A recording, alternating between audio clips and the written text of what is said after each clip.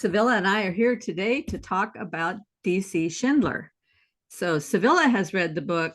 I read this book, Plato's Critique of of Impure Impure Reason. and I read this in my book club with a couple of other people from the corner. In fact, people that I met from Thunder Bay.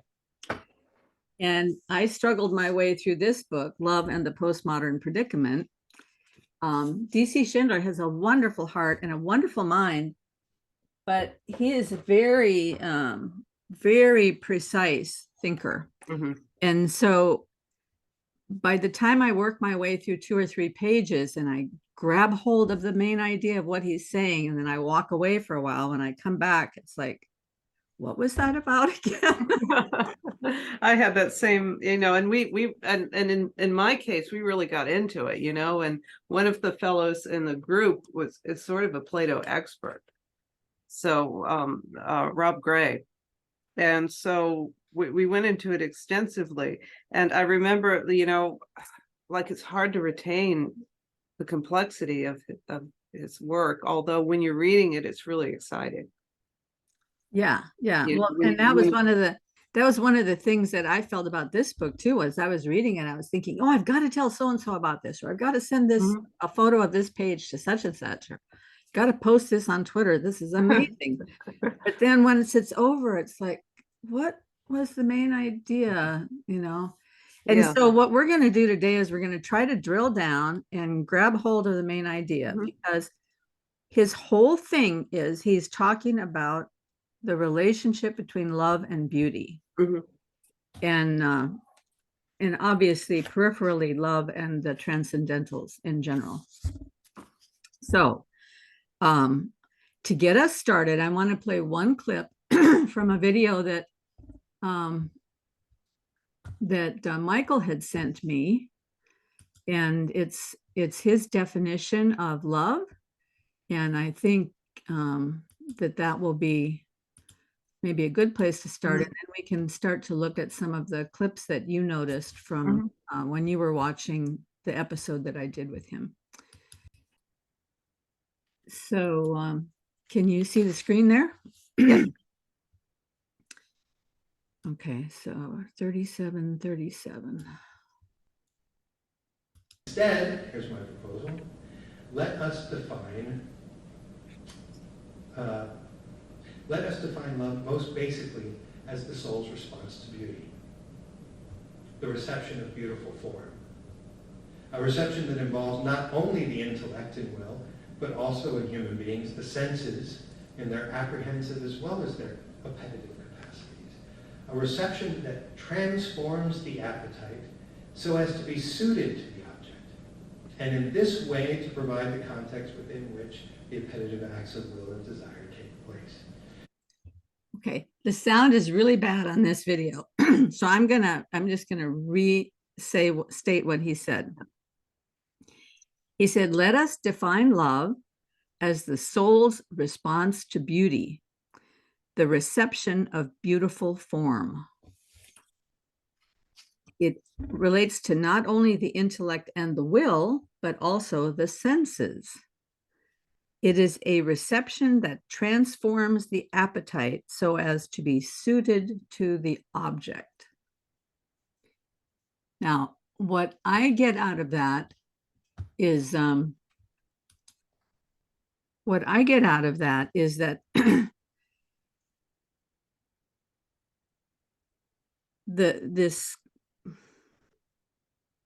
soul's response to beauty, love as the soul's response to beauty. I think he must be saying that one aspect of love is the soul's response to beauty, because obviously if we accept the verse that in the Bible that says that God is love, then love is way bigger than anything we can comprehend. But one aspect of love is the soul's response to beauty, which he says is the reception of beautiful form, which I think relates to the whole Pirsig thing, right? It's a reception that transforms the appetite. Now, the appetite is kind of like the senses, the soul, all this stuff together. It transforms the appetite. So beauty changes us inwardly, or this aspect of love changes us inwardly. So love is received, and it changes us so as to be suited to the object.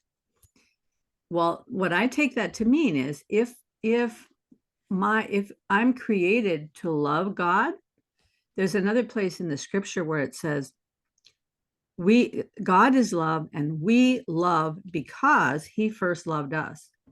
So he loves us, and that love transforms us to prepare us to love him.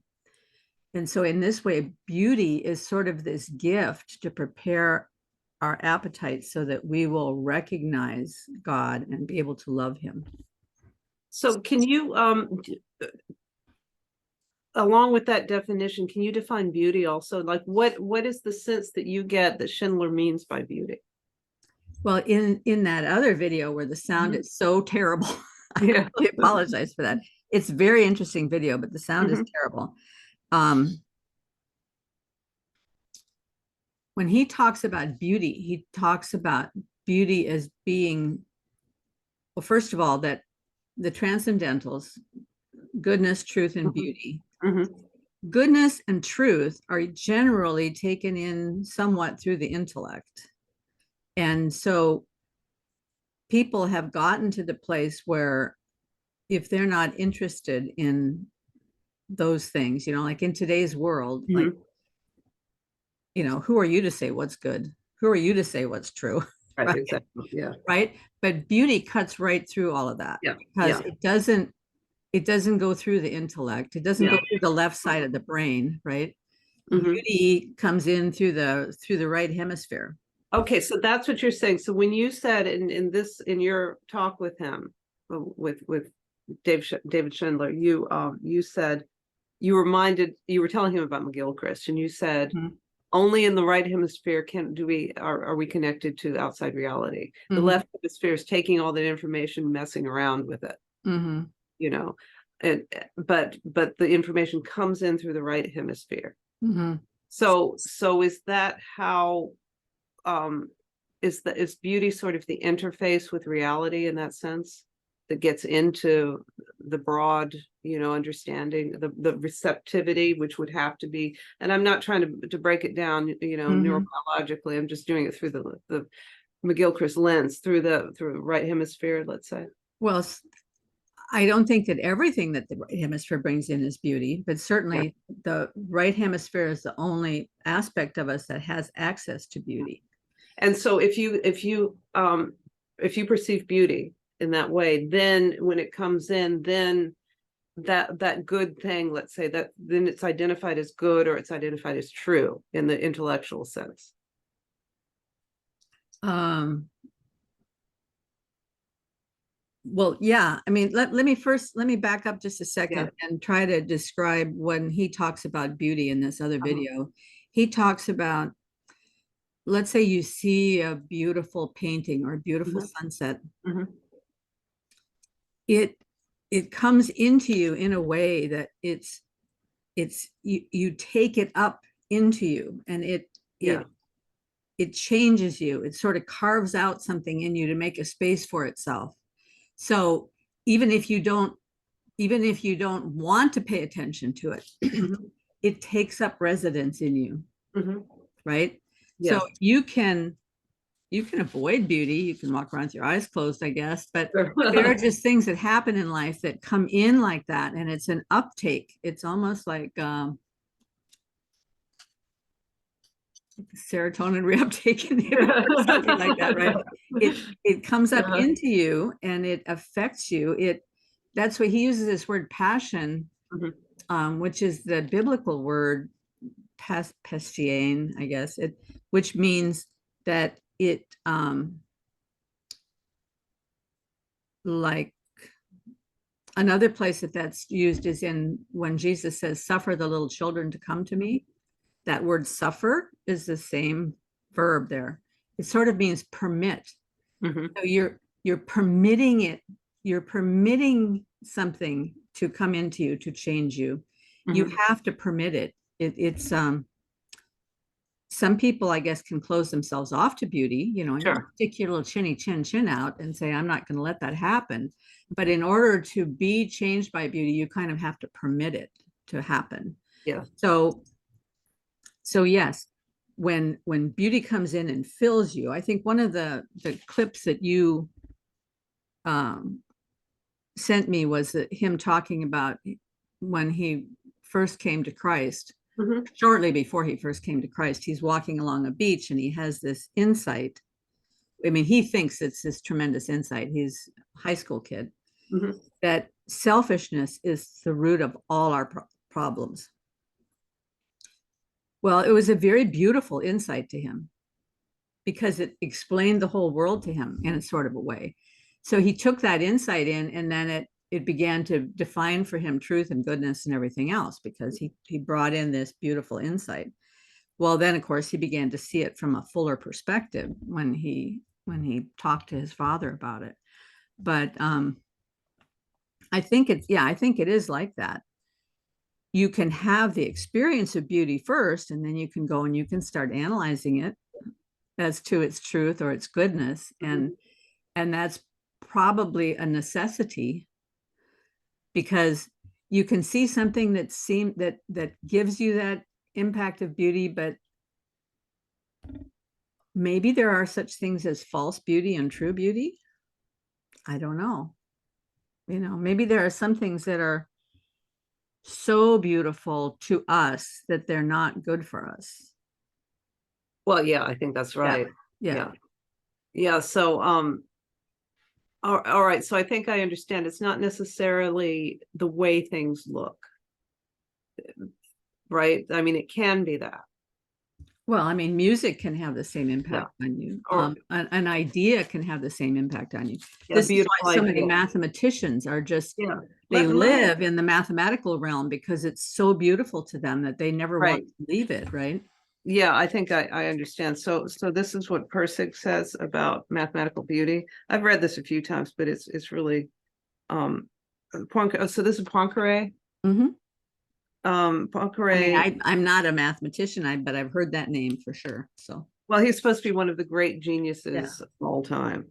Poincaré then this is like, the true work of an inventor consists in choosing among these combinations as to eliminate the useless ones, or rather avoid the trouble of making them, and the rules, blah, blah, blah. Then he hypothesized that the selection is made, so you select, which mathematical equation. The selection is made on what he called the subliminal self, an entity that corresponds exactly what Friedrich called pre-intellectual awareness. The subliminal self, Poincaré said, looks at the large number of solutions to a problem, but only the interesting ones break into the domain of consciousness. It's kind of like relevance realization in a way. Mathematical solutions are selected by the subliminal self on the basis of mathematical beauty, of harmony, of number and forms, of geometric elegance. This is a true aesthetic feeling, which all mathematicians know. yeah, and what's interesting to me about that is he's talking about selections. Mm-hmm. Well, it means like there's a menu out there for you. It's there. It's just there in the universe. That menu is there, and then you get to select from that menu. Yeah. So we're, you see where we're beginning to go with this. We're starting to go with that same pattern that we talk about all the time. Mm-hmm. That relevance realization describes the left, right hemisphere. It's kind of interesting. Well, because I think the left, right hemisphere, it's not a mistake that we're built that way, because that's kind of the way the universe is built. Yeah. We're built as a microcosm of the universe in a way. Mm-hmm. So, because, and I know McGilchrist doesn't like that idea of the masculine and the feminine, but whether it's masculine or feminine or not, I tend to think of the two hemispheres as being in a marriage. They have to work together, whether they like it or not. Well, I like it. Anywhere, right? No, I like that. I think they're committed. Whether Milton McGriff, that's right. Yeah. Yeah. Well, let's go back and look at some of these clips that you had. Do you want to look first? Do you want to look at that one where he talked about selfishness, or No, the way you described it is fine. What I think is interesting is it occurred at a time, that he also was reading Pirsig. But listen, do you want to start with the first one? That's sure. Let me Being as love, and this is a paradigm shift, putting undefinable love in the driver's seat. Yeah, there's just a few things he said in there that's so interesting that reminds us of, some of the corner concerns.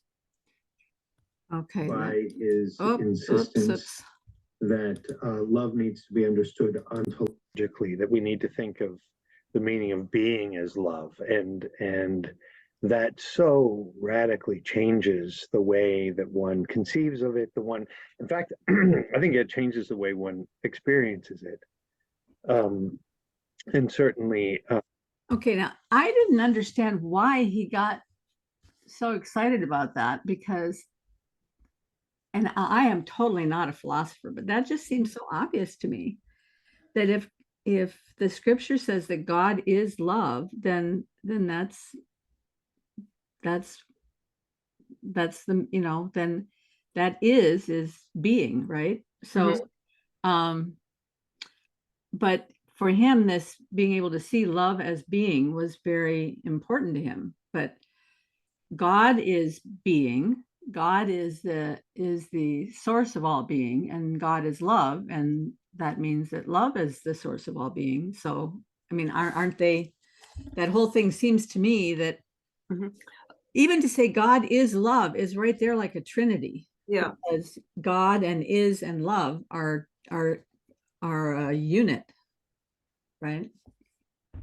yes. Anyway, let me back up and start him Yeah. over again, because I didn't have the screen up when we did that.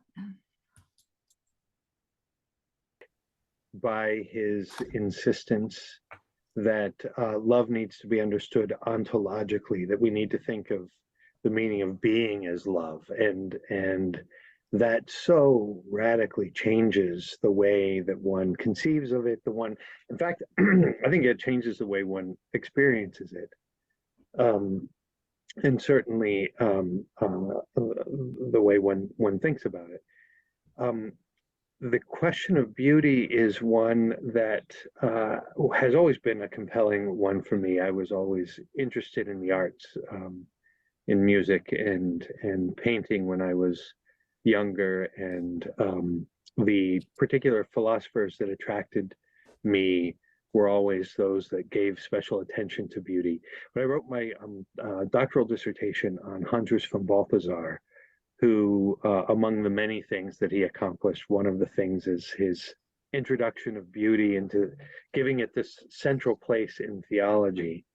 And I realized that it's interesting, in the beginning of his work where he does this, he mentions that philosophers can only imagine beauty is coming last, whereas for theology, it needs to come first. And I thought, that's not true. I think philosophers also can understand beauty as coming first, and that opens up a way, in fact, of appropriating this first dimension that I mentioned, which is love as a matter of being, as resonating throughout all the levels of existence, not being simply an emotional thing or a matter of the will. I think there's a connection between those 2 points, and how far that do you was want to go with this? That's the good. inspiration Yeah. behind the book. Once I Okay. started thinking about that. Okay, so what he just said there made me think about another clip in that one with the bad sound. I'm going to bring it up, but because it fits right in here when he talks about the whole idea of Could I say something real quick? Yes. Before I forget. So I think why it's so exciting to him is he's actually talking about, beauty being, like, he's talking about love being the source of all things, it's exciting in the sense, I think what he's talking about is the materialistic paradigm shift. I think he's going back to when he first realized this. I mean, I don't think if you talk to him now, that he wouldn't, that he would deny that God is love and God is being. But I think what he's talking about is his initial paradigm shift, the transformation that he had when he was young, where he realized that love is the source of all things versus, a materialistic universe. Oh, I've got it. That's what I think. Because you watched that other one where he was talking about his youth. That's what I related it to.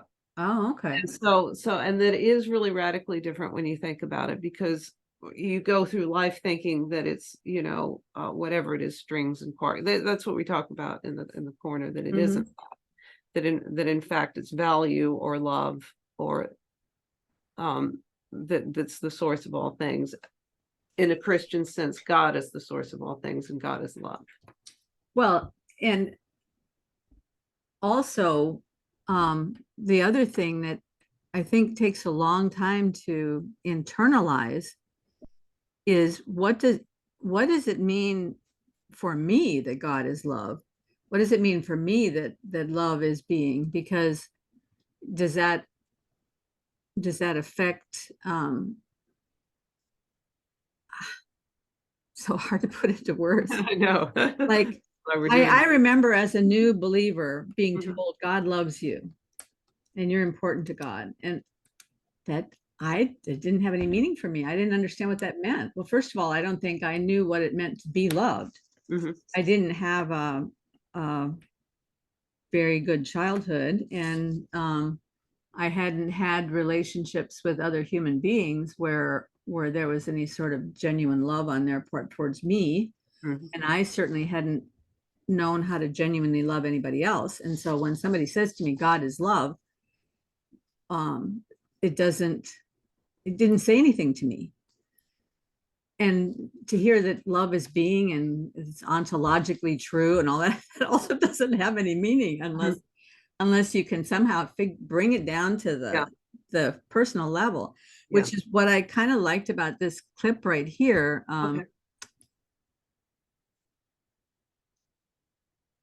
I think this is where it is.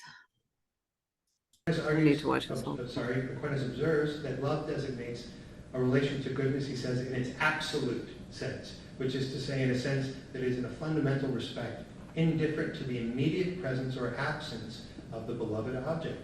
What he means is that if I love something, I affirm it as simply good in itself in a way that goes beyond its relativity to my own desires and needs. There's a free generosity of spirit that arises in this affirmation. And note, it's not the elimination of desire, as we have, for example, arguably in Kant's notion of disinterestedness, but it's an inclusion of desire in something bigger. In love, you simply say to a person, the world is a better place because you, my beloved, exist. I don't know if you could hear that. Yeah. At the very end, he says, you simply say to a person, the world is a better place because you, my beloved, exist. Well, can you imagine that God looks at you that way?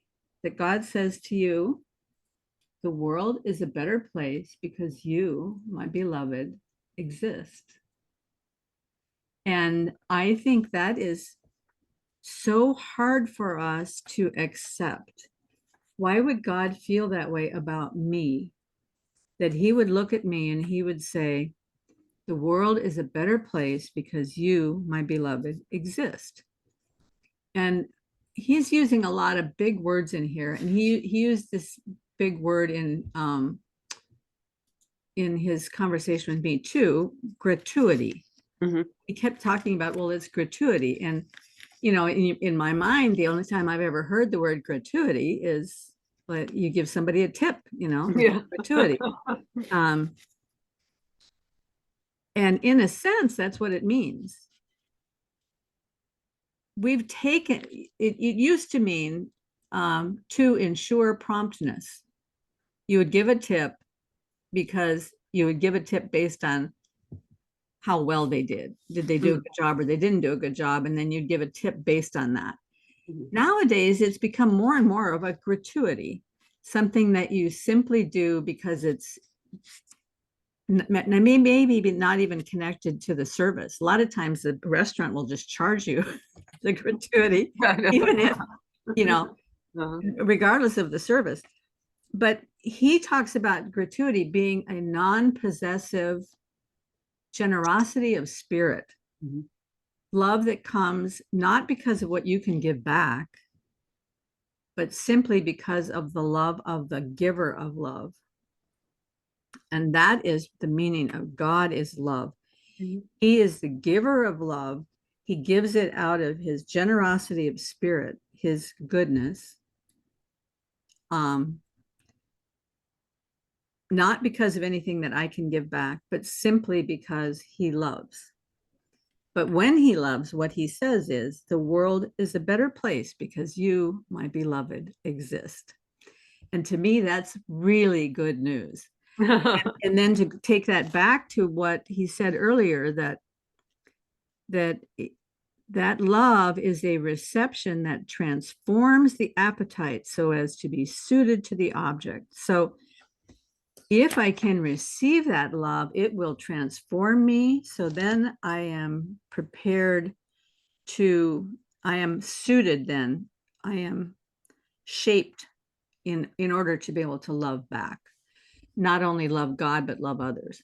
Yeah. Right. And that's very interesting what you said, if in childhood you don't learn that, you're not going to have, like you said, I wasn't loved and I didn't love back. Mm-hmm. And then I suppose through positive life events and then, being led to Christianity, that you learned that. Yeah, it's a long road to learn. If you've never really experienced it, it's a long road because partly, when D C Schindler talked about when he first became a Christian, it was pretty much my head thing. It took him a long time to get it from the head to the heart because he grasped it intellectually and through insight, and it was beautiful to him. And this whole connection, we should go back because we didn't watch the rest of that clip where he talked about how his big insight that selfishness is the root of all our problems, when he initially tried to just go the ascetic route of getting rid of all of his possessions and sleeping on the floor and well, yeah, let's watch that. Yeah. But one thing I want to say before we move on from the beauty clip is that he says, like, beauty is, it's sort of like first there's love, and that's the essence, that's totality. Then the interface sort of between you and the beloved is beauty. Like God would find you beautiful, and as long also with proclaiming that the world is a better place because you're there, he also sees you as beautiful. So if you love something, you see it as beautiful. And I think, and then he's also gifting this beauty out into the world so that's what attracts us to things. I think when Jordan Peterson talks about this little golden thread that's out in front of you, that it grabs your interest, that draws you forward. I think that little golden thread is that beauty that's pulling you forward. Like when Esther Meek talks about, you want to know how to do something because there's a beauty or a love or something that attracts you in the thing. Like this rose bush, I want to know how to take care of this rose bush because I've developed a love relationship with it. But that love relationship starts with this attraction to the rose bush. So that so that makes a lot more sense to me about what is meant by beauty. I think that's what he's talking about. It's what attracts you. So if John says relevance realization, that's all, that relevance is the beauty in a way. Do you think that's right? Or is that going too far? Is that taking the analogy too far? Well, I'm not an expert on John Vervaeke's work. So I think I know what he means by relevance realization. Let me give you what I think, and then you tell me if I've got it right. That in this combinatorially explosive world that we look out at, certain things stand out to us that help us arrange our mind around them. And that is this kind of moment of not necessarily insight, but it's a moment of, it kind of snaps into place. Oh, that is what's important in this situation. But everything has its context in this situation. That's relevance. This is what's relevant in this moment. Out of this whole field of possibility. Yeah, so it's very precise, whereas beauty is something you're attracted to. Yeah, I think beauty is not precise. Yeah, at all. You know, when McGilchrist talks about the right hemisphere, in his conversation with Peterson, he talks about the left hand and the right hand. The right hand's connected to the left hemisphere, the left hand's connected to the right hemisphere. Now, he wasn't talking about left-handed and right-handed people. He was just using his hands as an example. Okay. The right hand, the left hemisphere, is very grasping. It points, it grasps, it very focused on what it wants. The left hand is very exploratory. Yeah. Right. And so the left hand is sort of looking out over the whole horizon. Yeah. Similar to the McGilchrist says the reason that there are two hemispheres is that, like, a bird needs to be able to focus on that grain on the ground and figure out where the grain is in amongst all the rocks so that it can pick up that grain. That's the left hemisphere. Yeah.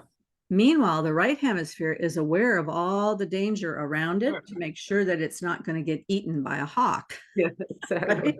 Right? So the right hemisphere is exploring the territory. Well, I don't know if other beings or creatures can experience beauty the way we experience beauty, but when we experience beauty, it's this right hemisphere exploring the horizon, and then certain things sort of not even stand out, but are sort of, they're pleasing. Language fails. They're sort of smeared out over the horizon. You know, they're pleasing, right? Yeah. It evokes positive emotion, and it's something that evokes positive emotion. You could say that's love. Yeah, and aren't there times when you look at something that is beautiful to you, but if you tried to explain to somebody else why it's beautiful to you, they would look at you like, well, why is that beautiful to you? Because it's not a thing, it's this whole. Yeah, and that's very Pirsigian, is everything that's come first in your, you know, in your existence is going to give you the context for what you're going to find beautiful next. So that's why some people have said to me, that thing that I always talk about, where I talk about my experiential DNA, everything that I've ever experienced and read and listened to and seen and all of that, is what forms my substance, and then that informs everything that I take in. That's the pattern of Karen Wong. Yeah. Okay. So that's Pirsig's language, huh? See, people have said that when I talk about how that thing in me is what perceives the new thing coming through, they say, oh, that's what Vervaeke means when he's talking about relevance realization. So what is relevant would be unique to each person in any situation, right? And I think that's what's open-ended about, and this is where Schindler, I think, that was his paradigm shift too, is it's not specific things in the universe, you know, that are already there. It's that love is something that is a process in a way, you know, it's not this is something to be loved and that's something not to be loved, and everyone agrees. You know, there's a process called love that is going to be very different for everyone. But the love itself is the same, because that's, you know, God is love. And Pirsig would say that that moment of quality, when you perceive, when you pre-intellectually detect quality, it can be anything. But that moment of detection is exactly the same. And I think that that's the paradigm shift that's really important, is it's at that in the moment perception, and then things are made sense of after that, versus the things are already there, and then you make sense of them after the fact. Or not, you don't make sense of them after the fact, that there's some way of determining, what they are, versus, does that kind of, I hope I'm Okay, making. I got a little bit lost there. Could I back up just a second to this idea of love being different for every person? Mhm.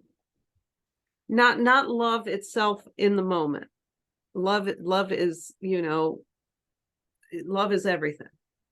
But the way it's felt and what is beloved is going to be, it's going to be that contextual thing. Well, let's try to hammer this out, because this is a question I've had for years. Okay. Because I became a Christian in 1980. Yeah, 1980. Wow. And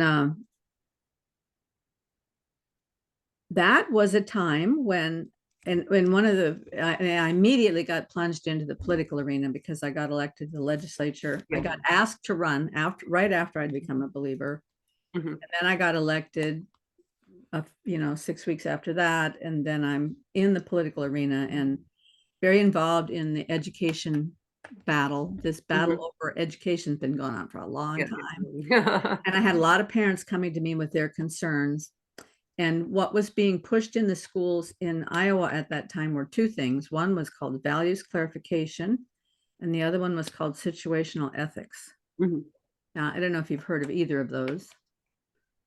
Values clarification was often taught through this idea of you have a bomb shelter and there's only room in the bomb shelter for 10 people. And there are 11 people standing outside the bomb shelter. And here are the qualifications of each of these people. I have heard of that, yeah. Okay. And which 10 people get in.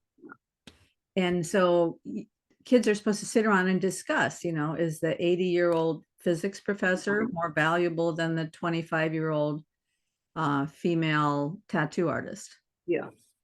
Well, they're going to talk about, well, she's a female. She could potentially bear children, so she's more valuable. So they make these determinations based on values. It's very concerning. I mean, I don't think that's I agree. Right? I've seen it in context with a lot of the culture work. That's where I've seen it. So then the other thing was this situational ethics, and situational ethics was, I can't remember the guy's name who wrote the book, but he's talking about how love is situational. And sometimes even murder can be an act of love. And, he can explain it in a way that you're going logically like, yeah, I totally, it's like Peter Singer with his idea of, he's the guy who has some, I just know Peter Singer's name because they talk about him as being, basically, if you took his ideas for real, there'd be genocide everywhere. Said somehow intellectuals in the academy can sit around and imagine how to make things work. Like the big thing that was on the internet a couple of years ago was that you can prove that 2 + 2 = 5. Oh yeah. If you do it the right way. Well, you can, if love is however you define it, then however each individual defines it, then some things you can look at as being a very loving act that are really not a loving act. So there has to be something about love that's solid. Well, that's what I think. I think it is the most solid thing, because the point is that when it hits you, you know what it is, and before you've analyzed it. What if it hits you and you have some emotional response to somebody and you say, oh, that's love? But love is actually an act. Love is an act. And the best description that we have of love in the Bible is Jesus Christ on the cross. That is love. So how would you differentiate the two? How would you differentiate this sense of beauty that attracts us, and we love that, and that's spontaneous, and Jesus on the cross is an act of love? That seems to me two different things. I mean, it seems to be oriented around love. He does this because he loves us, and so our sins will be forgiven. But it's a particular, but it's like it's an act of love that represents this bigger understanding, let's say, like the love of God. Yes. Yeah. I mean, so you want to differentiate No. the love of God from the human experience of love? From the visceral experience of love that hits you versus the act of love of, Christ, let's say. The visceral experience of love that hits you is probably, I remember years ago reading Scott Peck's book, The Road to Travel. But the road, yeah. Did you ever read it? No. He has a long section in there on something he calls cathexis. Mm-hmm. And cathexis is some sort of a biochemical neurological response that when you meet somebody and fall in love with them, it makes the sky more blue and the sun shine brighter and the clouds are just beautiful, and everything is more lovely because of this sense that's in you. You're consumed by the beauty of the world because you have this cathexis. Mm-hmm. He says the problem with cathexis is that the purpose of cathexis is so that when you first get to know somebody, you stay in relationship with them, even through the difficulties, so that you can truly get to know them. And then you can love them, not for what they can give you or for who they are, but simply because of love.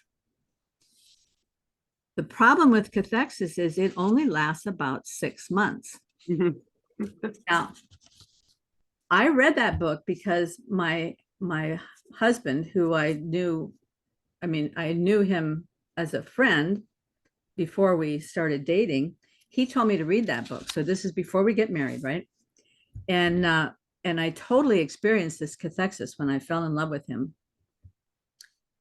And then about a week before we're supposed to get married, the cathexis went away. Okay, so now here I am, and I'm with him, and I'm like, who is this guy even? What did I see in him? But hopefully during that 6 months, I developed enough of a trust that I could go through with the wedding, which I did, it was the right thing to do. But some people, maybe they get married 3 months after they fall in love, and 3 months after they get married, they drop out of cathexis and like, what happened? I don't love this person, because they're conflating love with this feeling, right? Love is not that feeling.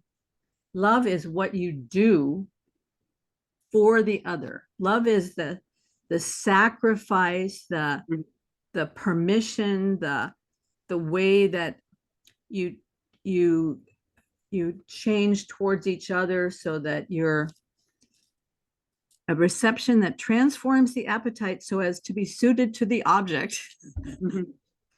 Okay, read that again. A reception that transforms the appetite so as to be suited to the object. So these are things that change in us because of acting in love. So some people talk about it this way, that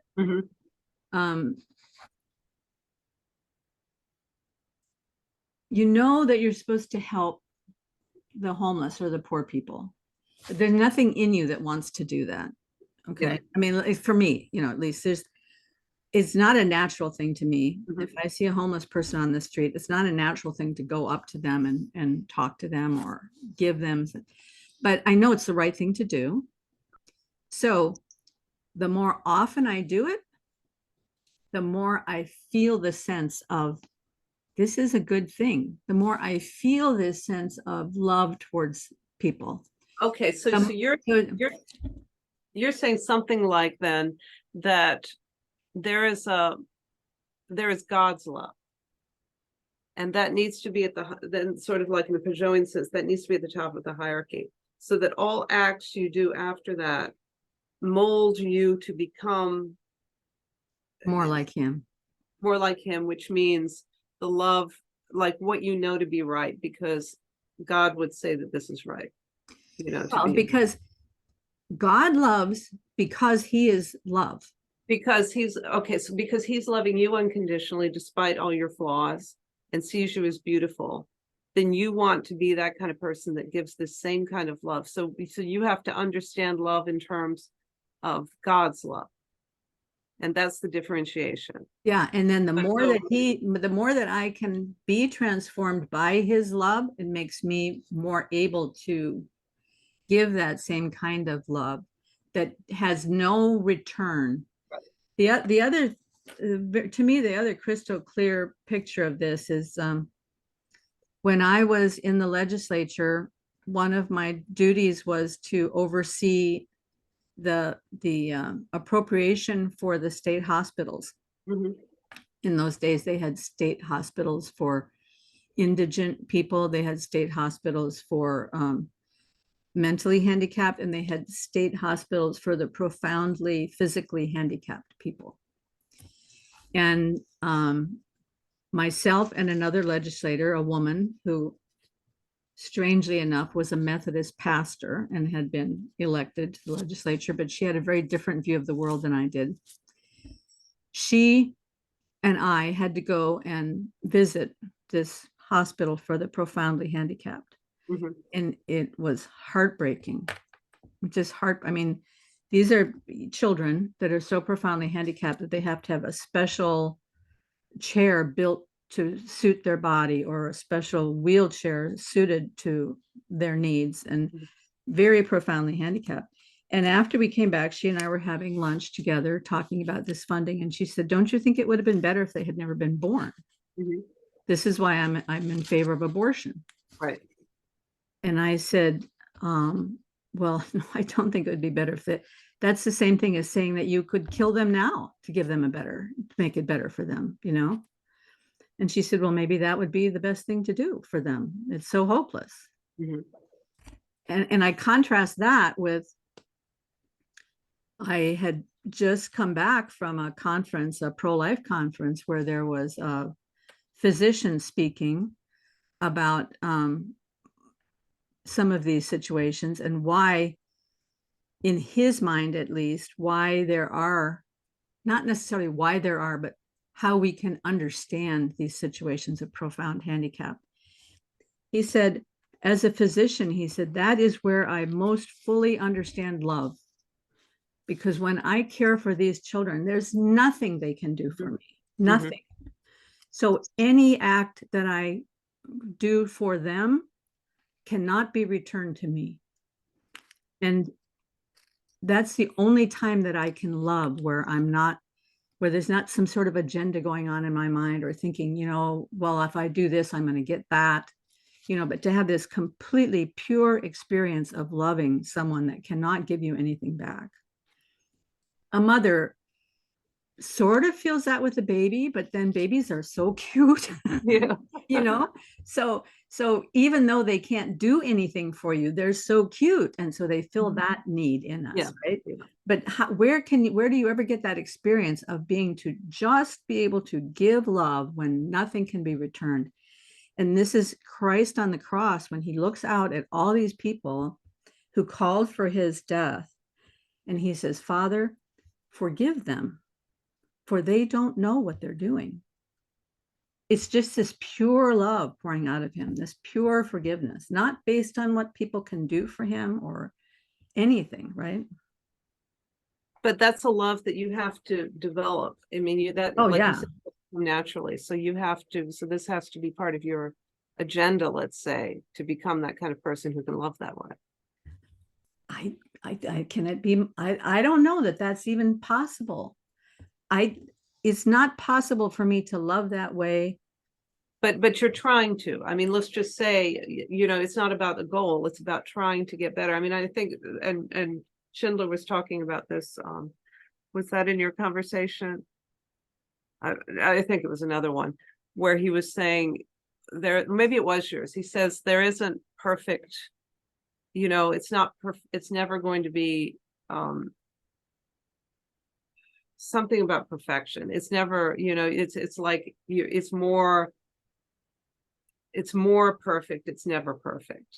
It's just like there Well, is. this is like when Paul Vanderklay talks about further up and further in. Yeah. You're familiar with the asymptotic relationship in calculus. When you're trying to find an answer in calculus, you have this axis like this.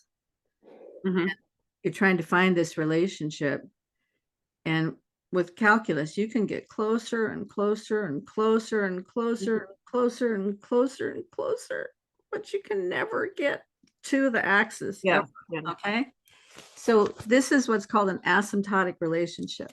It's like that Parmenides thing where the, you know, it's half and then half and then half.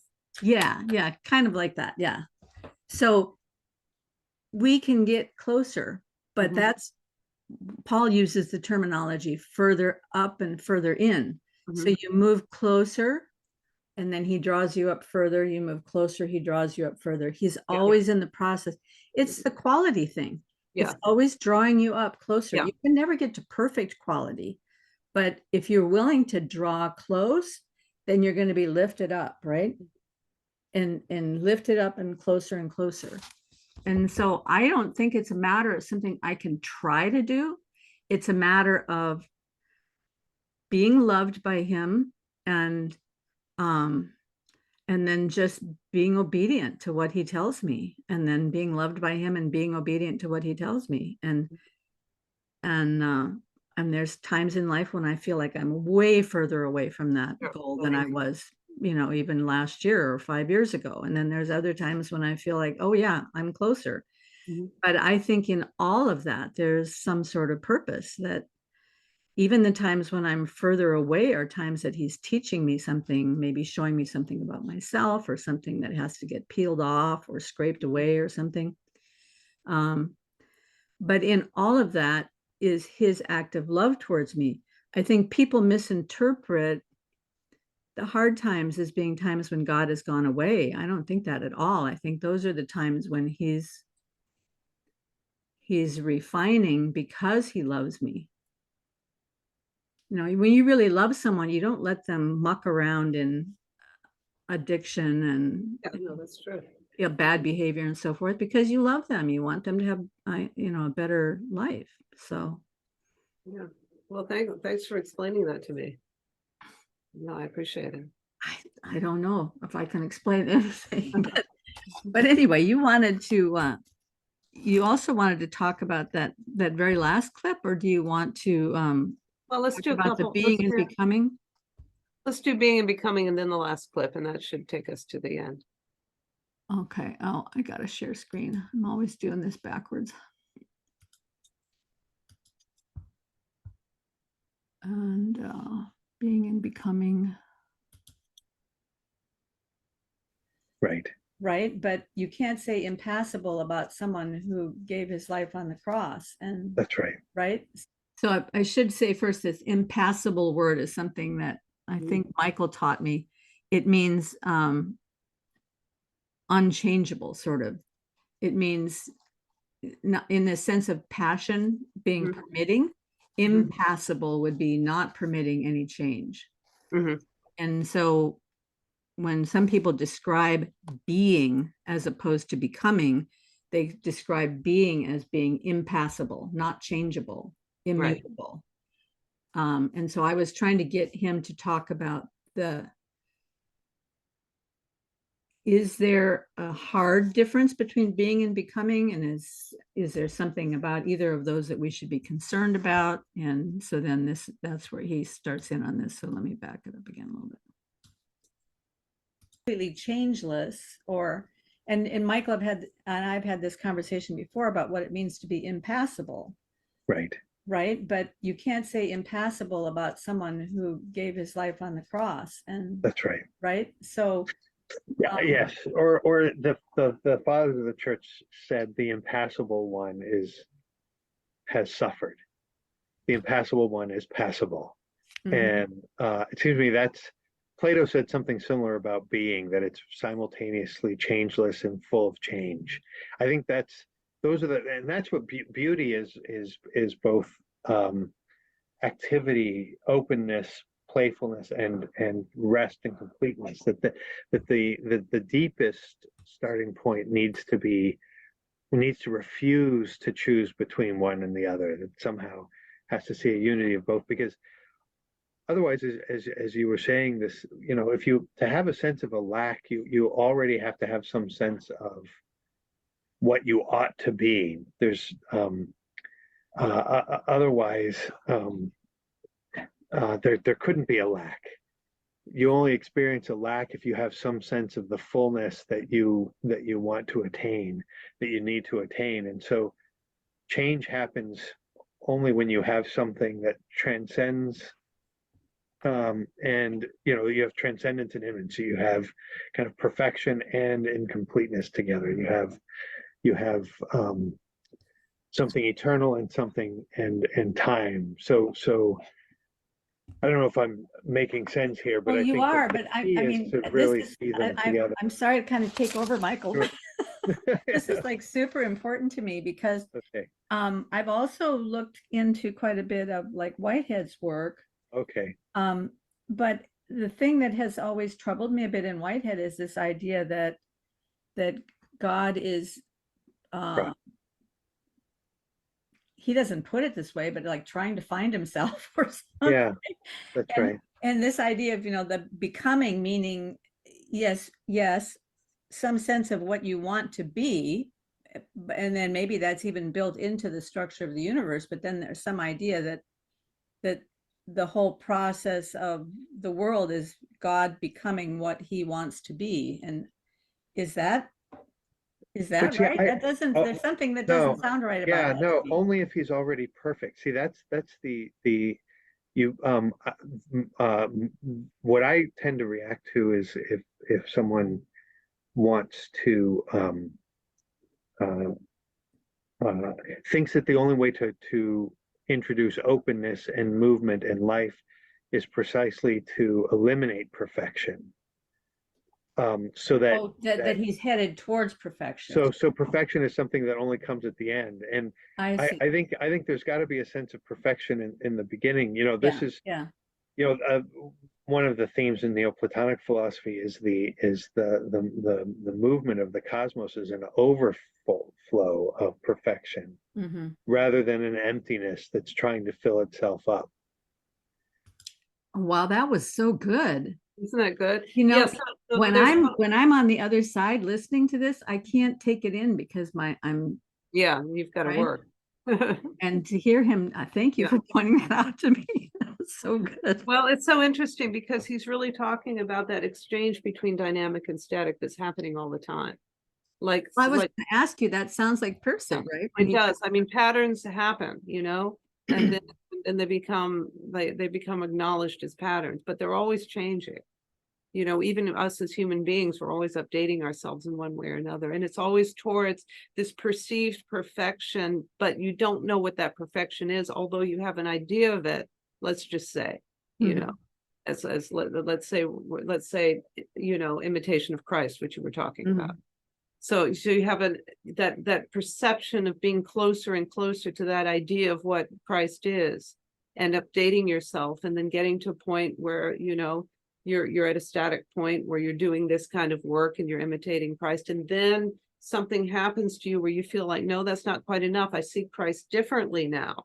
It's the same Christ, the perfection, it's still towards perfection, but your sensibility of what is perfection has changed as you update with, as new information gives you this idea of going towards perfection now looks like this. So so the pattern happens, you have to have patterns in order to operate in the world. You can't just be floating around, in a mystical state, never eating anything. You have to be grounded in patterns, but they update when you perceive something is better. And that's what I think being and becoming is. And that's what he's saying, that if something's completely static, then woe to that pattern. It's just going to disintegrate. There's nothing to update it. There's nothing to keep it alive. It's just going to die and dissipate.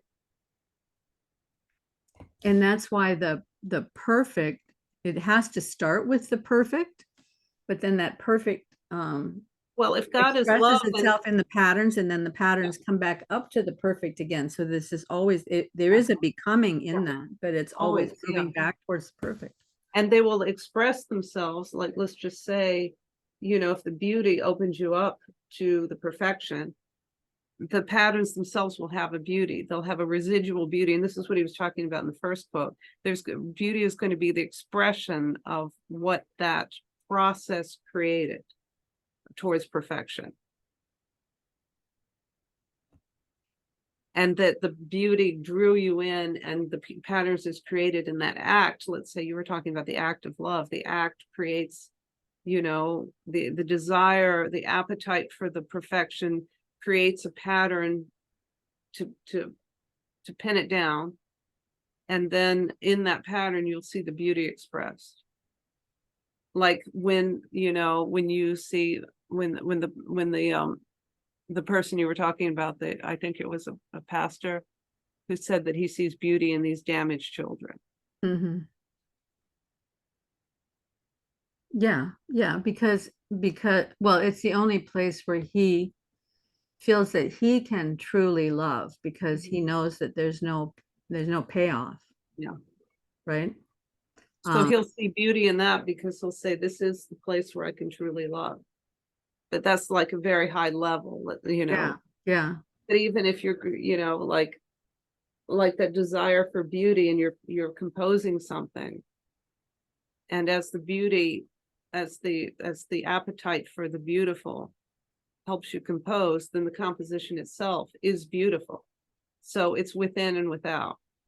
So being is a beautiful object. Becoming is the beauty creating and updating the object. Wow. We should write that down. Well, it's pure Pirsig. And that's why I liked what he said. And it's so funny now that I know, that was his inspiration. I just hear so much of it in everything he says. What I'd really like is for, because there's no way I can do this. I'd really like to talk to him about being being so interested in Plato, what he thinks of what Pirsig said about Plato as being the problem. Although Pirsig didn't really say that. Friedrich says that. So what does Friedrich say about Plato being the problem? He says that the rhetoricians, the Sophists, created their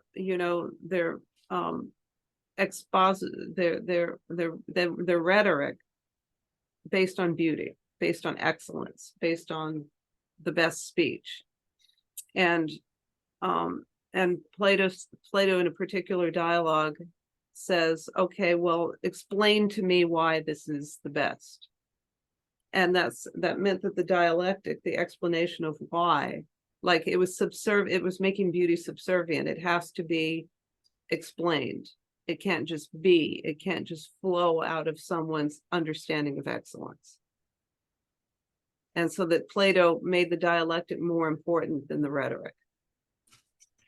And that Western understanding from then on, and I'm doing my best to explain this, but Western understanding from then on started the problems with, going into the materialistic way of thinking that we're now in, started with that. Started with truth first, and then beauty, like quality under truth. Okay, so this is really interesting. So then explain to me,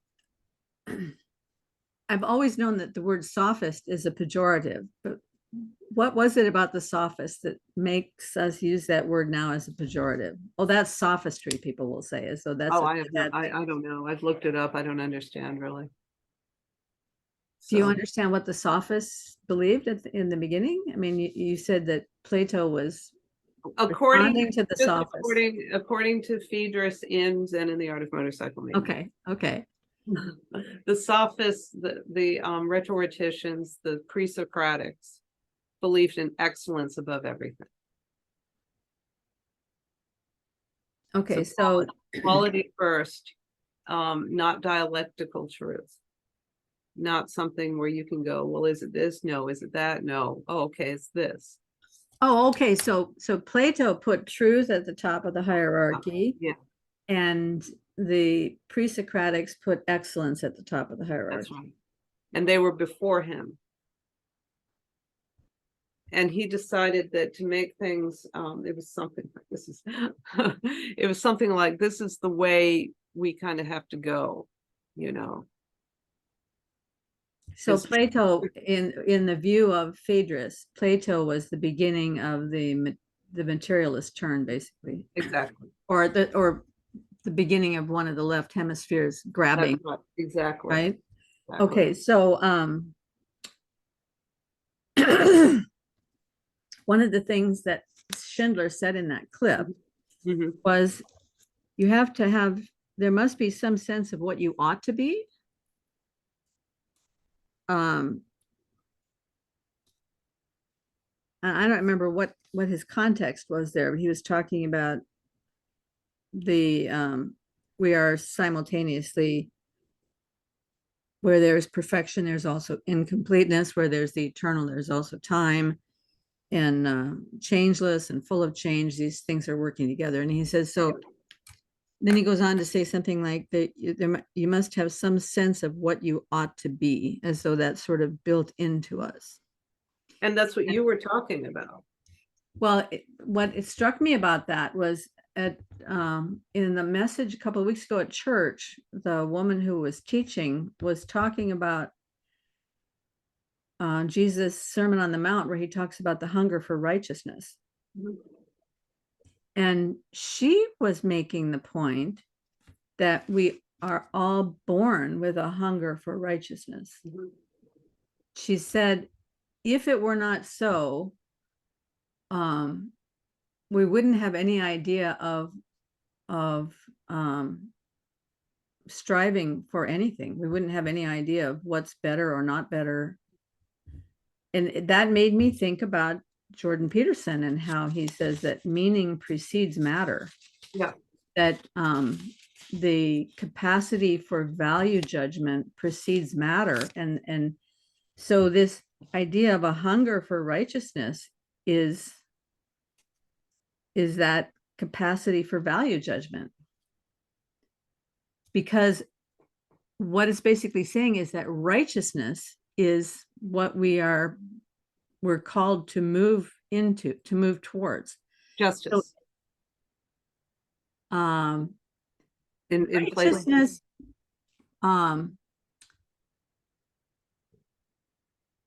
justice is more like a measurement. Righteousness is what justice is measuring against, I think. If you think of righteousness, it's like right standing. It's like the connection, the complete, like the asymptotic relationship. Yeah. So here's righteousness. That's Christ himself. He is our righteousness. That's what the scripture says. Right. And here is me, and justice is measuring the distance between me and. This is why when they talk about a carpenter is always justifying his tool. Yeah. He's measuring how close his tool comes to reality, or the plumb line is a form of justifying something. Right. So justice is this measurement of how close you're getting to righteousness.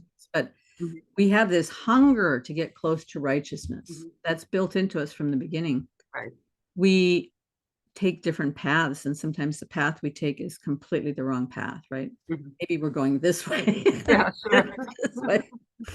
So Do that a anyway, lot. yeah, I just thought that was really interesting when he said that some sense of what you ought to be is somehow built into us from the beginning. That's why that's why little children will watch something over and over and over again that they're trying to get to. They'll try over and over and over.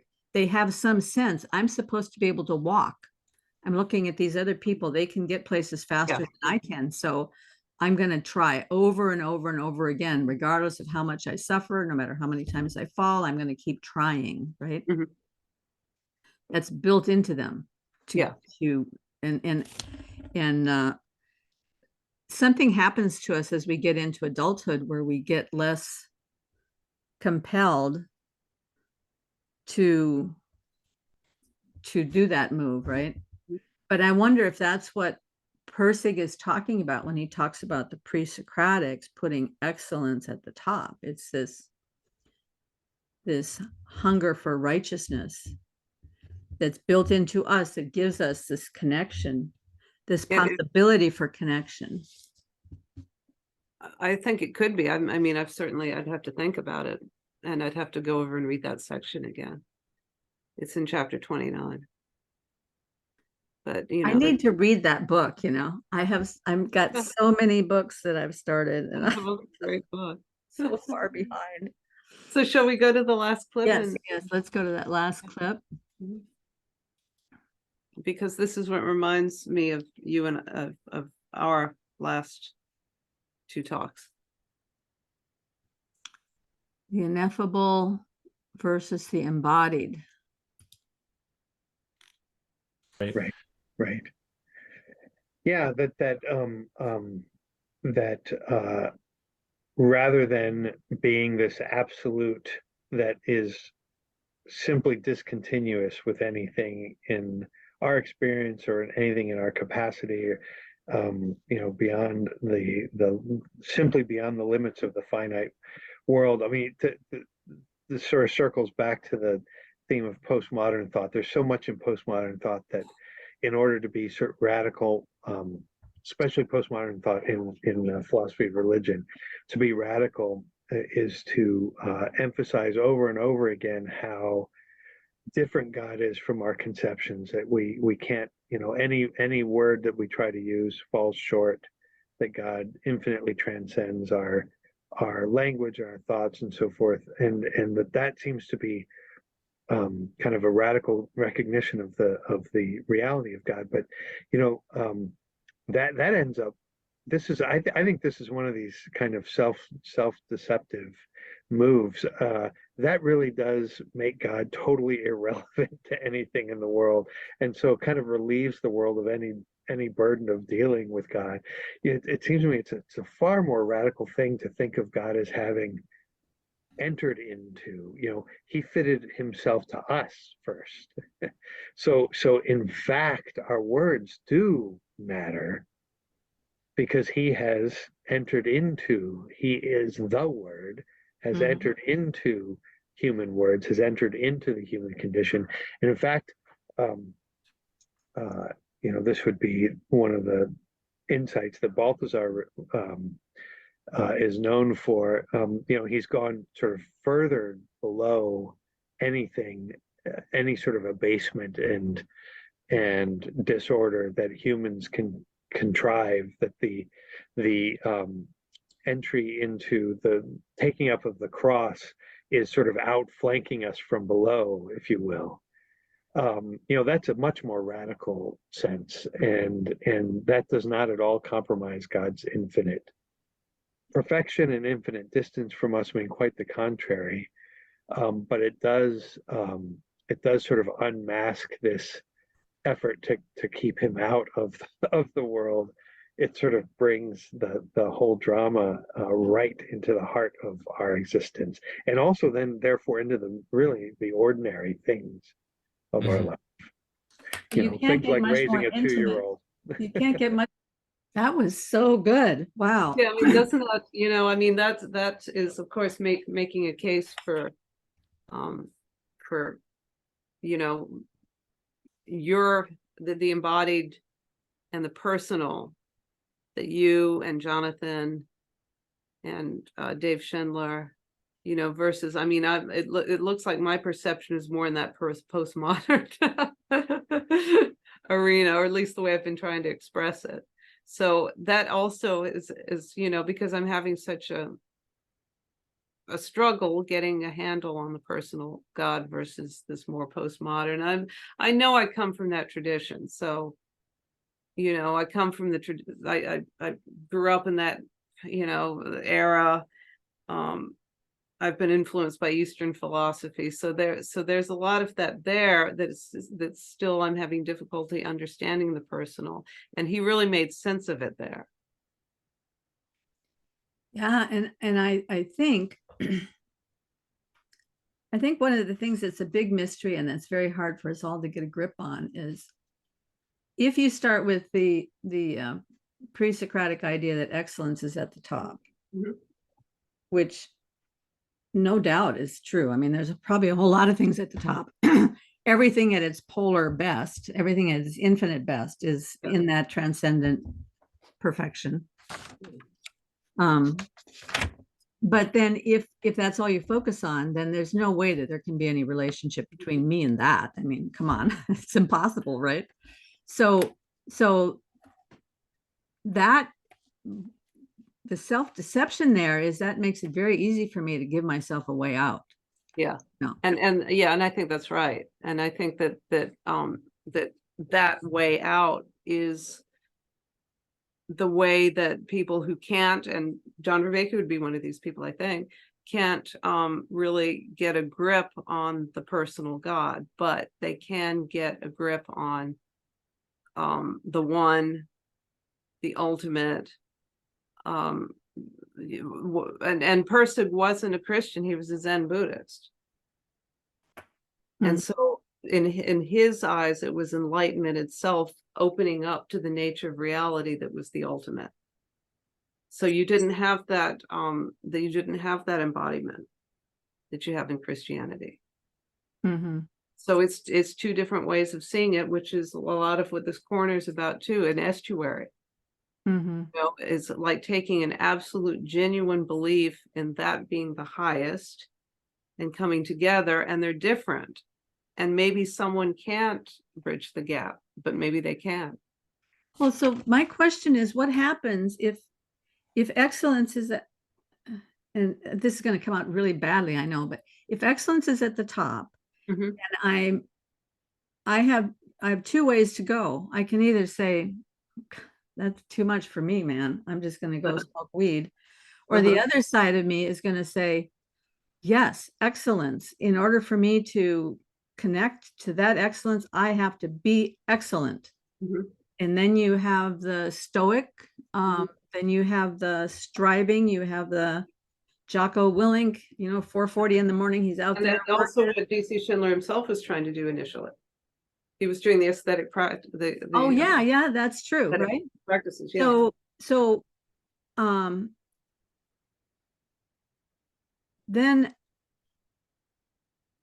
in my kind of personality, at least, if that's what it is, I just get hopeless. I can't, for a little while I can keep that up, get on the treadmill and do the thing, you know, and then I fall off, and then, okay, now am I not, you know, I'm nowhere. So I don't understand how it works if you don't have a personal connection to God that's based on his unconditional love for me. I don't know how it works, because otherwise I'm just hopeless. I can't achieve excellence. Yes, excellence, we're called to excellence, you know, reach out and for the high calling of God in Christ Jesus, and run the race and all of those things. That is our calling, and that is because we know that is what's in our best interest, that's how we're going to have the best life. And also that all makes sense to me. I totally get that. But what happens when I fail on that score and I'm not achieving? Then am I no longer I think it'd be something like I think it'd be something like what well, Pirsig would say is what is the best way to go in this moment? You know, because and Jordan Peterson would say something like, be the, you know, when everything falls apart, be the one, you know, that doesn't fall apart. Or just strive to be the one, like if you know, if your wife just died, strive to be the one who helps others feel, you know, who does, you know, be the one at your dad's funeral who greets the guest, you know, who handles themselves the best. Strive for that. And I think that Pirsig would say that too, is whatever the context, whatever the situation, no matter how abysmal it is, what's the best choice you can make? It's kind of like the Viktor Frankl thing, you know, what can you give to this horrible concentration camp situation? So, and that's, and when I see it in that light, it makes it difficult, you know, because I'm sort of in between these two philosophies. I can see the merit of them both. And I understand. That's the same picture of Jordan Peterson talking about taking your cross and climbing up the hill to the city of God, right? Yeah, it means the same thing. It's just, it's not done through the Christian lens with a. Well, just forget the Christian lens. Just pick up your burden and carry it up the hill. That's what Jordan Peterson was saying 5 years ago, right? And I think that's what Pirsig would. But that's more directive than Pirsig, because maybe in that context, carrying your burden wouldn't be the quality choice. Yeah. So. But in that particular situation where carrying the burden is the quality. Absolutely. Okay. Yeah. So the difference then between that and what D C Schindler is talking about is that in the Christian context, Jesus says, "Take my yoke upon you, for my yoke is easy and my burden is light." Mm-hmm. So the yoke is what the two oxen or cattle would bear the yoke together, and then they would move ahead and they would plow together. Obviously, if I'm in the yoke with Christ, he's doing all the work pretty much. He's given me an opportunity to come along and do as much as I can do, just like you would with your child when you're teaching them how to do something. You let them help, and then they feel like they're purposeful, right? Well, the other day I ran into this thing about the yoke that I thought was so interesting. Somehow I got looking at in the Old Testament where it talks about breaking the bands of the yoke, like freeing people from prison or freeing them from slavery or whatever. They use this terminology, breaking the bands of the yoke. So I was looking it up, and the yoke itself is this big, strong piece of wood that has two curves in it for the animal's head to go under that. The bands are these kind of loops that come down underneath the chin of the animal, connecting up through the yoke. Yeah. There's these two bands like that. Well, if you break the bands of the yoke, there's nothing holding you to the yoke anymore. Right. The only way you stay in the yoke is voluntarily, because of a love relationship with the other one that's in the yoke with you. Right.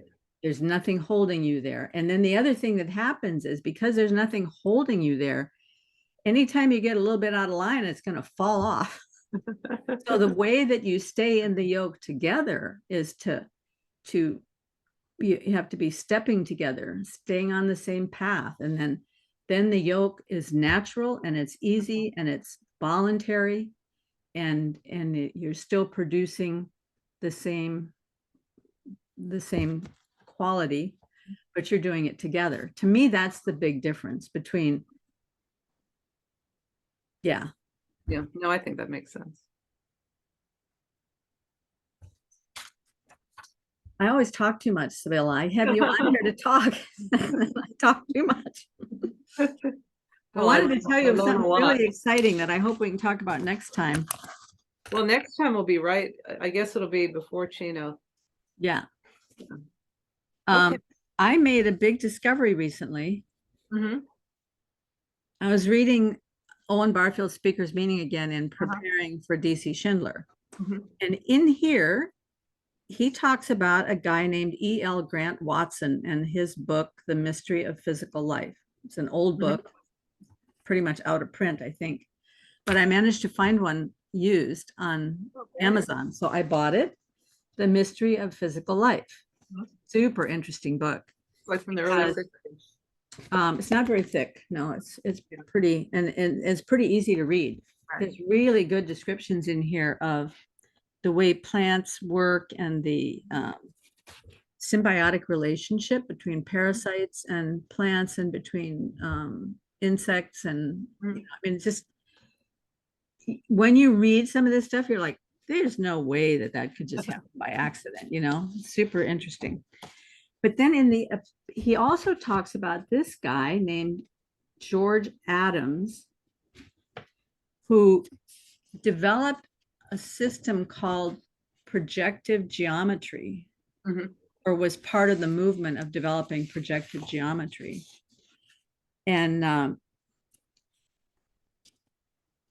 so then I found a couple of archived books online from George Adams. I mean, his stuff is not published anymore either. And in these archived books, I think it's, well, of course, and now it's gone. Oh, there it is. Okay, I'm going to share my screen just really quick because I think this is so cool. You see that? Especially this one over here. Remember how I've been trying to talk about these polarities and how there's so many of them?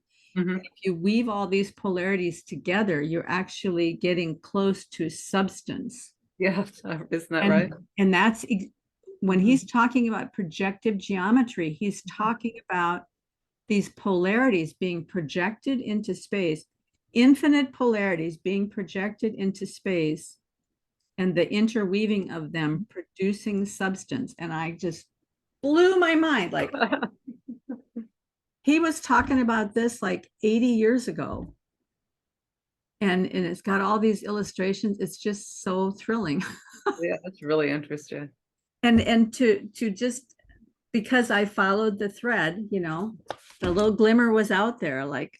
Yeah, you followed the quality track. Yep. So next month we'll find something to talk about. Yes, And we will. I will try to find something where I can ask you questions so you do all the talking next time. Okay. Well, this is a great talk. I really appreciate it. Good talking to you, Sevilla. Okay, thanks, Kara. Take care. Bye.